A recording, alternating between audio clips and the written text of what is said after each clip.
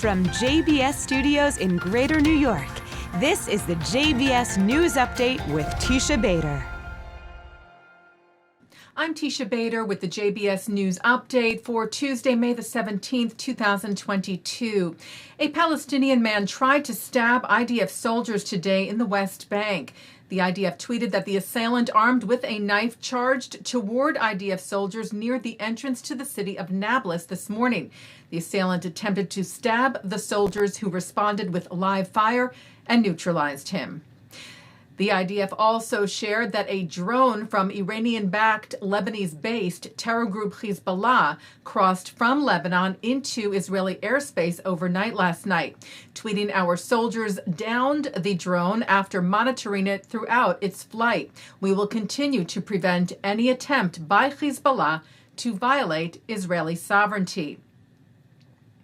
By the way, final results from Lebanon's elections, which were held on Sunday, were released today, showing that the Hezbollah-led coalition lost its majority in the parliament, winning 61 seats out of the 128-member legislature. The chief of CENTCOM, the United States Central Command, Michael Kurilla, arrived in Israel today for his first official visit to the country.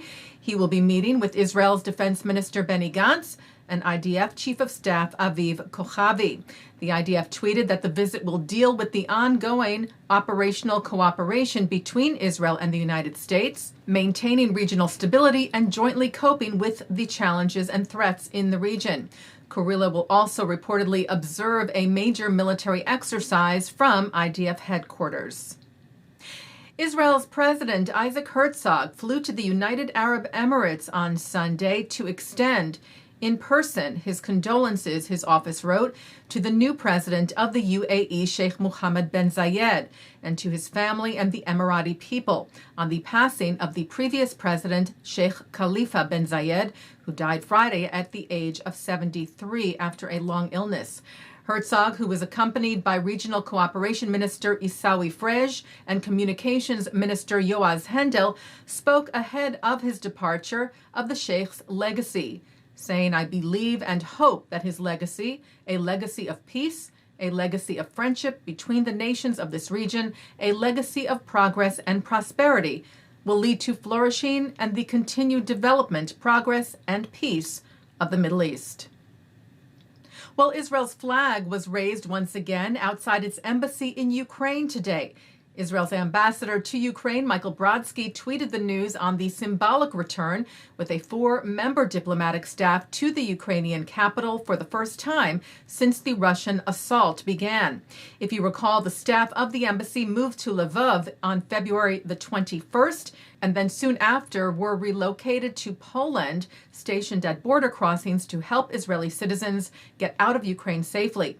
According to the Times of Israel, Brodsky and his staff are now holding conversations with Ukrainian officials on how Israel can help in the future rebuilding of the country.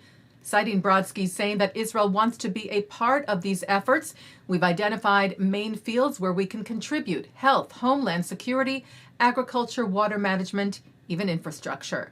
Brodsky told the Times of Israel today that they are in the process of permanently reopening the embassy. Taking a look now at our programming for tonight on JBS for Tuesday, May the 17th at 7 o'clock, Rabbi Amiel Hirsch discusses how counting the Omer between Passover and Shavuot is a way of heralding the arrival of the ultimate moment of emancipation and liberation. At 7:30, a look at the famed Touro Synagogue in Newport, Rhode Island, the oldest active synagogue in America.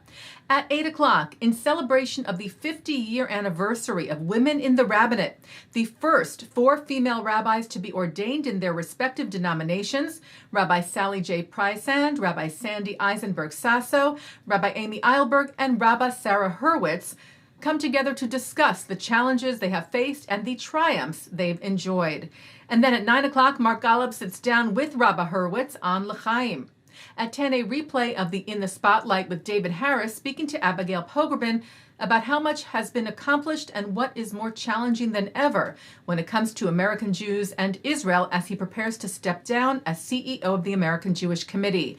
And coming up next, it's the ILTV's Insider. And that's the JBS News Update for Tuesday, May the 17th, 2022. I'm Tisha Bader. Stay healthy, stay well.